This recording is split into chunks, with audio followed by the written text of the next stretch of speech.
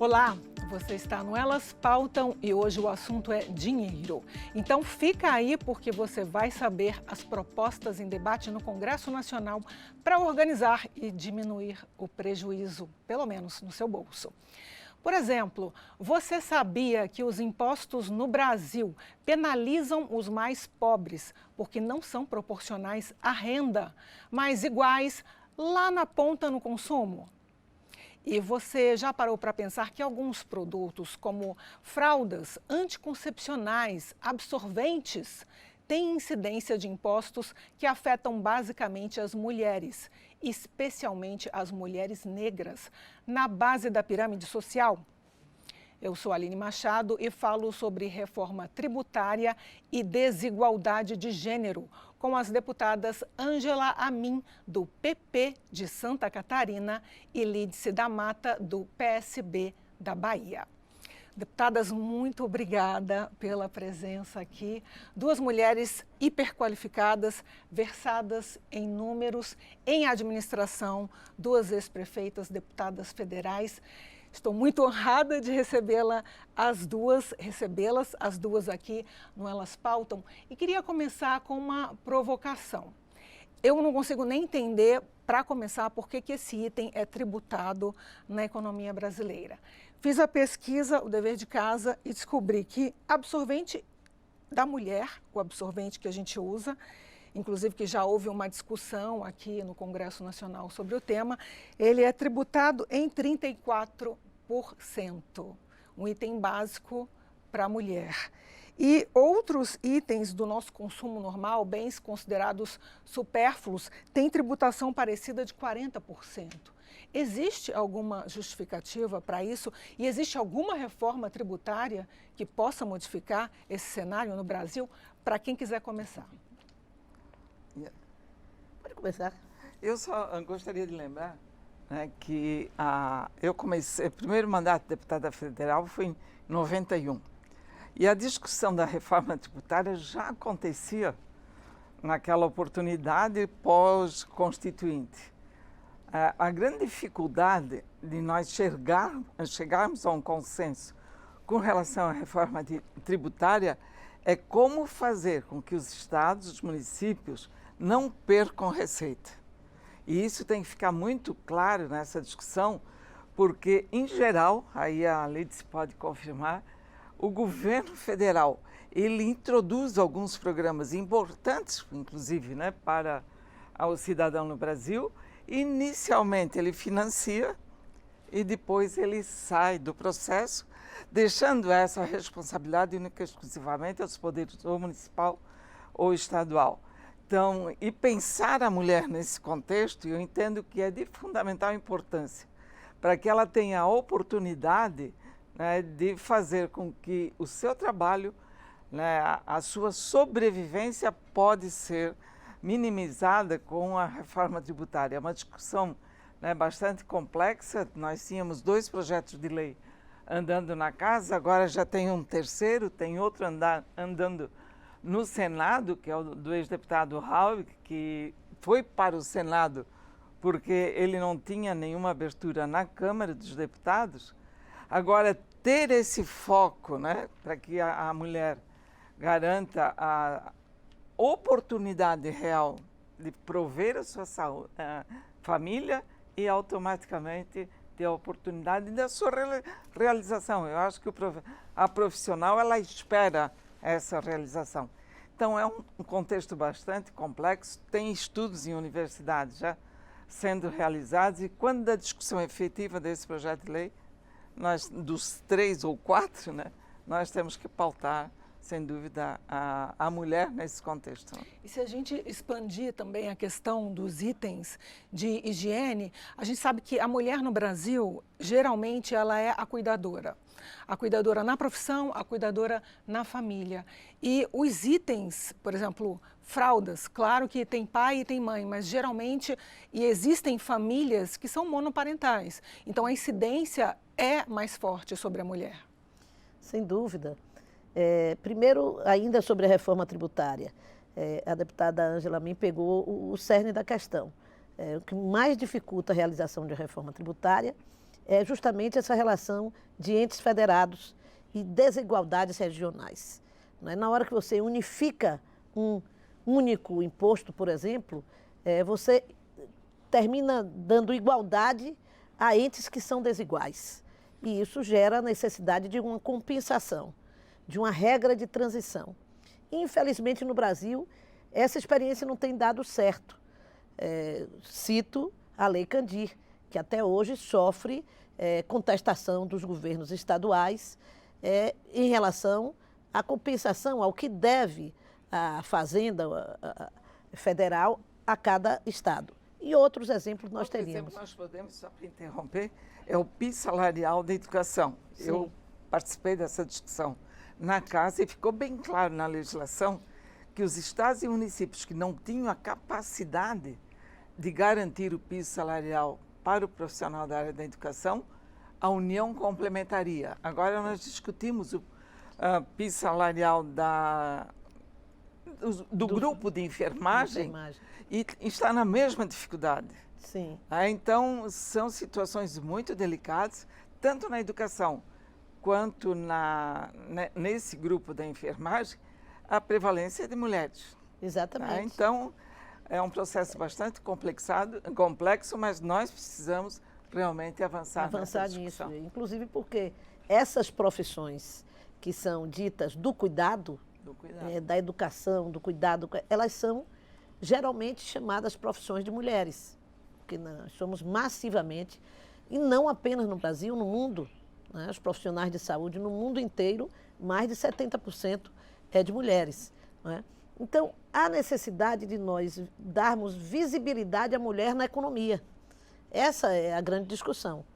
Primeiro, fazendo com que haja uma inclusão intensa de mão de obra feminina nos diversos segmentos da economia. E a senhora tem um projeto de lei, inclusive, para a mulher de baixa renda nesse sentido. De baixa renda, nós exatamente discutimos com o grupo da Fundação Getúlio Vargas, de mulheres, de auditoras, para que nós pudéssemos ter, inclusive na pandemia, um estímulo, né, de poder compensar as empresas com uma tributação menor, que derem prioridade ao emprego de mulheres vítimas de violência doméstica e, no outro projeto, a mulheres chefes de família.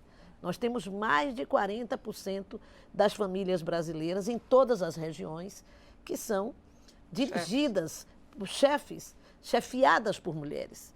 Então, isso traz uma necessidade de nós termos uma inclusão dessas mulheres num nível de emprego que sejam empregos de melhor qualidade. É preciso, portanto, investir na profissionalização, na qualificação das mulheres brasileiras para que elas possam assumir uma posição maior na cesta de salários nacional. Hoje nós estamos na base da pirâmide salarial, especialmente as mulheres negras. Que outras propostas, deputada Ângela? Uma ação muito positiva em Florianópolis, na ACAT. Ela iniciou na semana passada de preparar mulheres para as empresas de tecnologia que exige, né, um profissional altamente qualificado e automaticamente ela tem um salário maior. Eu vou citar um exemplo no estado de Santa Catarina, que tu conheces bem. Nós temos hoje mais de 20 mil empregos disponibilizados sem o capital humano preparado. E esse foco que está sendo dado pela CAT, eu acho que esse é um outro processo que nós precisamos trabalhar bem, que as mulheres possam ir para essas profissões, que são as profissões do futuro, né, e de maneira igual, aí esse é o cuidado que nós temos que ter, e ela vai só ter esse respeito na igualdade a partir do momento em que ela tiver a qualificação necessária e adequada para competir nesse mundo do futuro, do trabalho do futuro. Então, existe essa iniciativa e que eu considero fundamental, e inclusive eu fiquei de lá provavelmente na sexta-feira ou segunda, para ver de perto como é que esse processo está acontecendo. Isso é uma experiência que imagino que a deputada Ângela possa trazer para o Congresso Nacional, para que nós todas possamos conhecer, porque se você for analisar hoje, a presença das meninas na educação, ela já é mais forte do que a dos homens. O seu tempo de estudo já está se tornando maior do que o dos homens. Infelizmente, o machismo também se apresenta dessa maneira no Brasil, considerando que os meninos estudarem, bobagem, menino. Então, a mulher não. Ela parece que instintivamente percebeu que é o único caminho que ela tem para ascender na sua vida profissional, na sua condição de vida, é via estudo. Eu tive também uma outra experiência em Salvador, no governo do prefeito João Henrique, com o programa Cine, que é um sistema de emprego, em que, quando nós oferecíamos para os empresários 3 candidatos para o emprego, os empresários geralmente escolhiam a mulher. Porque, segundo eles, a mulher era mais concentrada no trabalho, era mais dedicada ao trabalho. Então, são características que as mulheres vão adquirindo nessa sua luta, nessa sua disputa pelo mercado de trabalho, que hoje, mais do que nunca, precisa ser aproveitado. Primeiro, porque nós somos maioria da população, e sendo maioria, se nós quisermos realmente recuperar rapidamente a capacidade da economia brasileira pós, entre aspas, pandemia, é preciso investir fortemente na formação de mão de obra feminina. Eu queria voltar um pouco para a tributação e queria dizer que eu apoio e apoio também que as deputadas coloquem para frente uma proposta para incentivar o Congresso Nacional, que é de maioria masculina, colocar as mulheres em posições de destaque também, no setor público e no setor privado, porque as mulheres têm mais qualificação, mas ainda existe o teto de vidro. A gente ainda não consegue chegar lá. Mas voltando para a tributação, nessa reunião que vocês tiveram com a FGV, uma das propostas que a Fundação Getúlio Vargas colocou como essencial seria a manutenção dos benefícios tributários dos produtos da cesta básica. Hoje, a tributação é de 25% a 32% sobre alimentos, medicamentos e bens de consumo? Eu entendo que na cesta básica deveria entrar também esses produtos que são específicos para a mulher, né? E até para a criança. A fralda, o absorvente, muito bem colocado pela Lídice. Então, se nós estamos discutindo a cesta básica e a importância da redução do imposto, incluir também esses produtos necessários na higiene da mulher. O absorvente passou, inclusive, agora, por todo um debate durante o período da pandemia, para se incluir as meninas nas escolas públicas, que no momento da pandemia se viu, digamos assim, a discrepância social entre os jovens no nosso país, os jovens da escola pública, os jovens da escola privada. Então, teve toda uma política de manutenção da alimentação na escola pública para os alunos e, dentre outras conclusões, se viu que, com a renda sendo perdida pelos seus pais, na impossibilidade de continuar na informalidade, na rua, etc., fazendo a sua venda, enfim, na sobrevivência, uma das coisas que atingiu muito a população de meninas, adolescentes, foi justamente não ter acesso ao absorvente, não ter recursos para pagar absorvente. E iniciou-se no governo de São Paulo uma distribuição gratuita na escola pública, né? Em outros estados também se deu, na Bahia também nós passamos a ter, porque esse é um item essencial da vida da mulher jovem, adolescente, a partir de 12, 13 anos, e que é para um bom período da sua vida. Então, isto é uma luta indispensável que a gente possa colocar na cesta de produtos essenciais do país, aqueles produtos que dizem respeito ao acolhimento, à dignidade menstrual, à saúde da mulher. Além disso, essa questão da reforma tributária, como nós dissemos aqui, é uma questão difícil de você conseguir unir, porque existem regiões diferentes, regiões mais pobres, regiões mais ricas, regiões mais industrializadas. Então, é preciso adequar isso. Um imposto único, ele vai unificar situações que são desiguais de renda do país. Então, é preciso estabelecer um processo que seja uma política de transição para permitir que haja uma compensação, um equilíbrio de perdas, né, daqueles que perdem. Por exemplo, o caso de um Estado brasileiro que é deficitário em renda, digamos assim, e que recebe a renda do imposto sobre serviços. Sim. Vamos dizer Maranhão. Como que ficaria numa reforma tributária? Ficaria... É bastante mais... Aí voltando, né, eu acho que esse aí é muito difícil, como é que ficaria o Estado do Maranhão. Ele tem que reagir, também tem que produzir. Ele é um Estado, né, que tem uma potencialidade fantástica. Mas com relação à mulher, né, a partir do momento que eu fui convidada para participar desse debate, se nós definirmos, né, uma política nacional voltada à proteção não do coitadinho, mas às necessidades básicas de uma mulher na sociedade e a garantia de oportunidades a essa mulher, nós não precisamos nem esperar a reforma tributária. É a definição da política, as atribuições de responsabilidade e quais as parcerias, aí a iniciativa privada é de fundamental importância, na empregabilidade, mas a empregabilidade depende dessa mulher qualificada. Então, tem todos os aspectos a serem definidos. A política pode trabalhar esse contexto, né, da mulher na sociedade e automaticamente fazer com que ela tenha as compensações necessárias para que ela realmente possa exercer o seu papel de mãe, mulher, profissional de maneira harmônica, né? A grande questão da tributação, da reforma tributária no Brasil é nós conseguimos desonerar a maioria da população. E principalmente a folha. E a nossa digamos assim, o nosso principal tributo, ele se dá sobre consumo. E quando ele se dá sobre consumo, ele atinge a parte mais pobre da sociedade, que são as mulheres e os negros, e as mulheres negras em particular.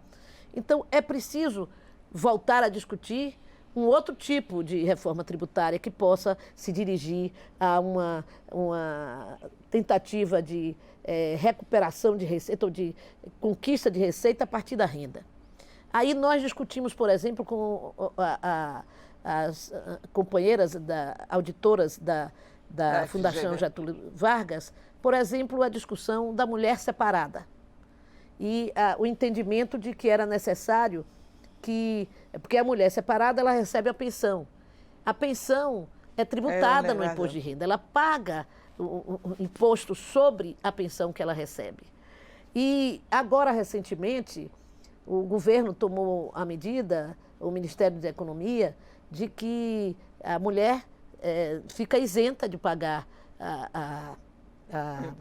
o imposto, né, a tributação sobre o imposto de renda da pensão, mas também já tinha isentado o homem, porque o homem não pagava sobre a renda que ele transferia para a mulher. Mas você tem, por exemplo, as mães solo, as mães que são chefes de família e que são mães solteiras, ou são mães viúvas, ou são mães abandonadas e que não terão, portanto, um companheiro para lhe prover. Né? Então, esta continua pagando sobre sua renda.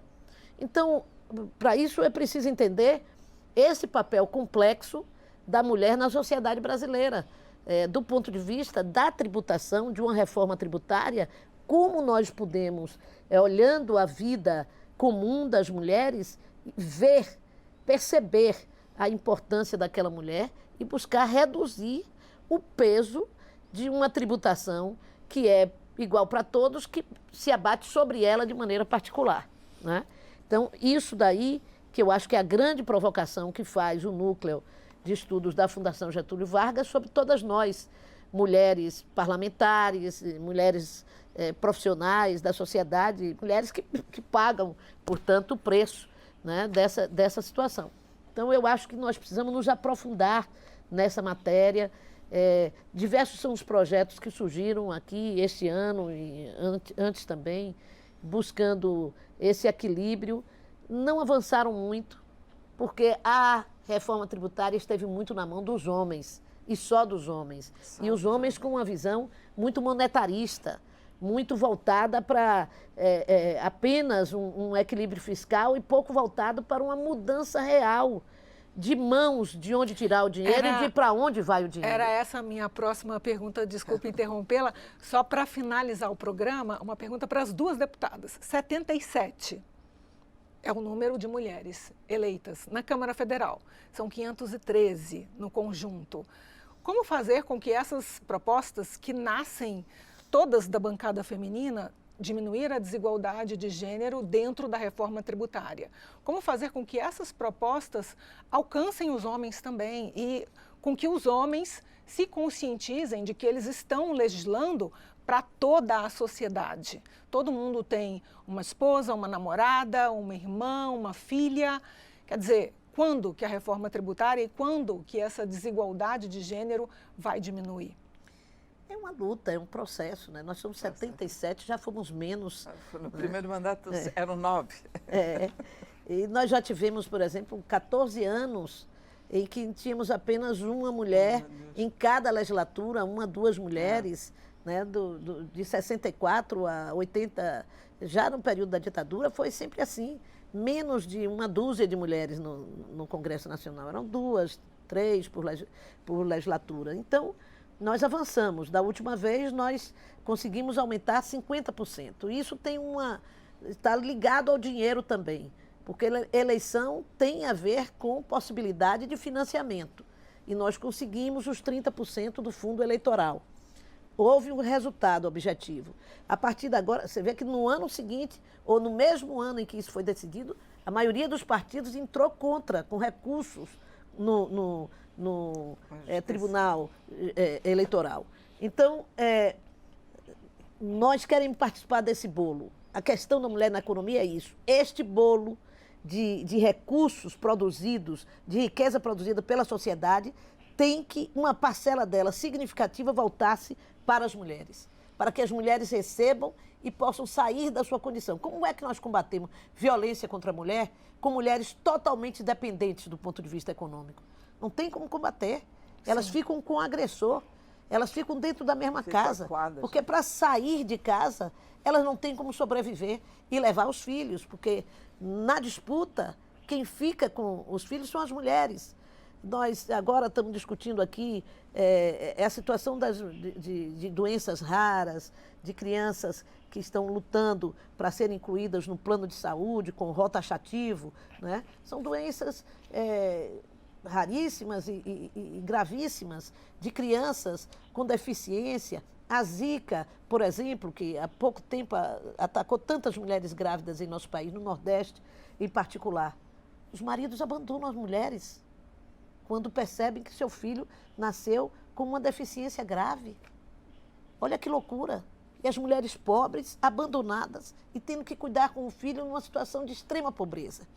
Então, é preciso dirigir, né, para políticas públicas assim, garantidoras de uma base de sustentação da vida dessas mulheres. Mulheres chefes de famílias, com filhos deficientes, e estabelecendo gradações. Mulheres chefes de família, na extrema pobreza, mulheres vítimas de violência doméstica. É preciso dar uma base, uma espécie de renda básica para a sobrevivência e qualificação, para que ela saia da dependência, para que ela ganhe autonomia econômica. Estou quase no finalzinho do programa. Deixa eu só ouvir os comentários da deputada Ângela e aí, infelizmente, eu vou ter que encerrar. Eu entendo que, com relação à legislação eleitoral voltada à mulher, nós avançamos muito.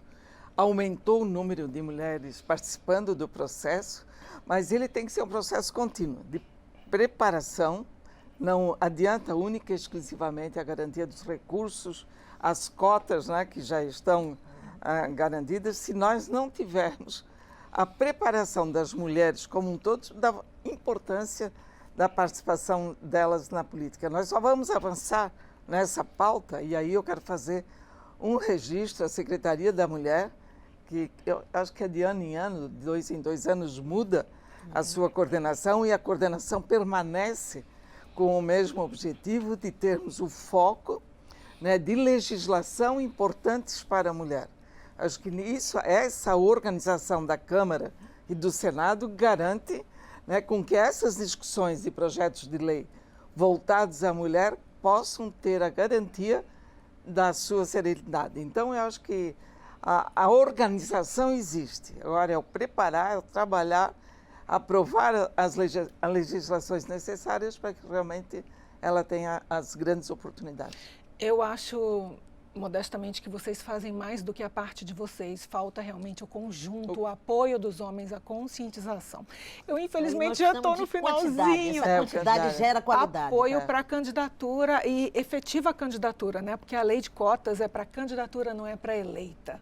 Mais uma sugestão para a gente colocar mais para frente. Deputada Ângela, muito obrigada pela presença. Deputada Lídice, muito obrigada. Bom, estamos no finalzinho do Elas Pautam. Eu conversei sobre reforma tributária e desigualdade de gênero com as deputadas Ângela Min, do PP de Santa Catarina, e Lídice da Mata, do PSB da Bahia. Você também pode acompanhar o Elas Pautam pelo YouTube da Câmara dos Deputados ou por podcast da Rádio Câmara. Eu sou a Aline Machado e agradeço imensamente a sua companhia até aqui. Até o próximo Elas Pautam.